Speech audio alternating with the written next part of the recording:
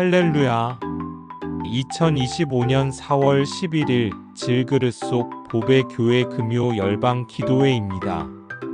오늘 함께 기도할 나라는 대한민국입니다. 대한민국은 동북아시아 중국 동쪽에 위치한 나라로서 아주 오랜 역사를 자랑합니다. 기원전 2000년 청동기 시대에 당군왕검에 의해 고조선이 세워지고 대한민국 한민족의 최초의 국가가 세워집니다. 이후 기원전 1세기에서 900년까지 한반도 지역은 고구려, 백제, 신라, 가야로 세워진 삼국시대를 겪게 됩니다. 특히 고구려는 지금의 중국의 만주 지역과 몽골 지역을 영토로 광활한 영토를 지배함으로써 한민족의 자랑이자 자부심으로 여겨지고 있습니다. 하지만 660년 신라와 중국 당나라 연합군으로 백제를 멸망시키고 668년 고구려까지 멸망시키며 신라가 이 지역을 통일하게 됩니다. 이후 676년 신라와 당나라 간의 전쟁을 통하여 당나라 군대를 한반도 지역에서 몰아내고 완전한 통일을 이루게 됩니다. 하지만 통일 신라의 사회가 극도로 혼란해지고 지방의 호족들이 반란을 일으키자 918년 태조 왕건이 고려를 건국합니다. 대한민국이 코리아라 불리는 것도 약 1000년 전에 고려를 드나들던 서양 상인들이 고려를 꼬레아라고 부르던 데서 한국의 영어 이름이 나왔습니다. 하지만 강력하던 고려 역시도 당시 세계를 지배하며 일어난 몽골의 징기스칸에 의해서 국토는 황폐해지고 결국 1270년 원나라에게 굴욕적인 조약을 맺으며 고려는 원나라의 내정 간섭을 받는 나라로 전락합니다. 1393년 고려의 장군으로 우군 도통사를 맡았던 이성계 장군이 위화도에서 회군하여 정권을 잡고 고려를 무너뜨리고 조선을 세웁니다. 1592년 일본을 통일한 도요토미 히데요시는 20만 명의 대군을 이끌고 조선을 침략하여 조선 땅은 전쟁으로 황폐해지지만 이순신과 권율 장군 등 의병들의 활약으로 조선군은 7년 만에 일본군들을 몰아냅니다.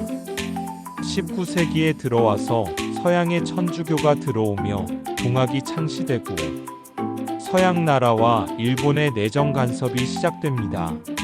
1897년 10월 12일 고종은 국호를 대한제국으로 바꾸며 변화를 모색하지만 1910년 일본이 조선 총독부를 설치하고 군대를 파견하여 본격적인 식민지 정책을 시행하며 1910년 8월 29일 조선은 역사 속에서 완전히 사라지고 일본의 행정구역으로 들어가 국권을 강탈당하게 됩니다.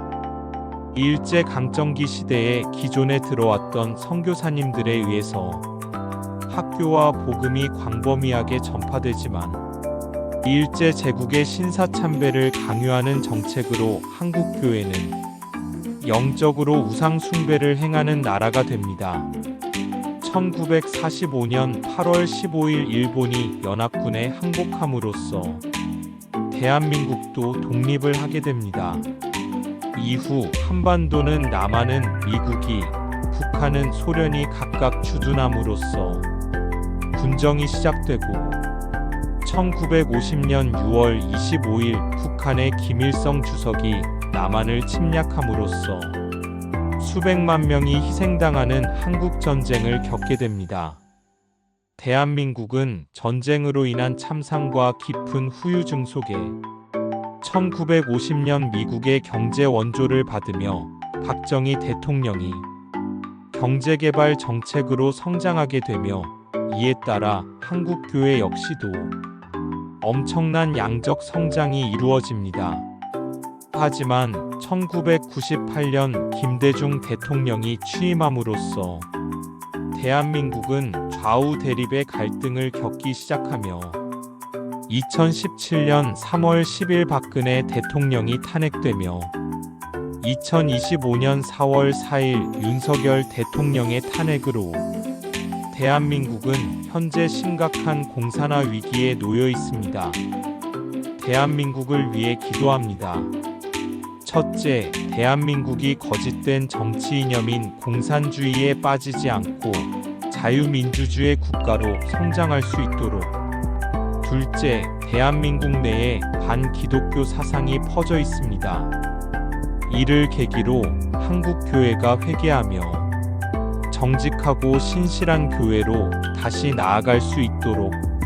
셋째, 세계사적으로 한국은 서구 국가가 과거에 저지른 범죄가 없으므로 선교에 용이한 나라입니다. 더욱 선교에 헌신하는 나라 될 수 있도록. 넷째, 한국 교회의 다음 세대들이 무너졌습니다. 한국 교회와 사회를 이끌 다음 세대들이 복음으로 깨어 일어날 수 있도록.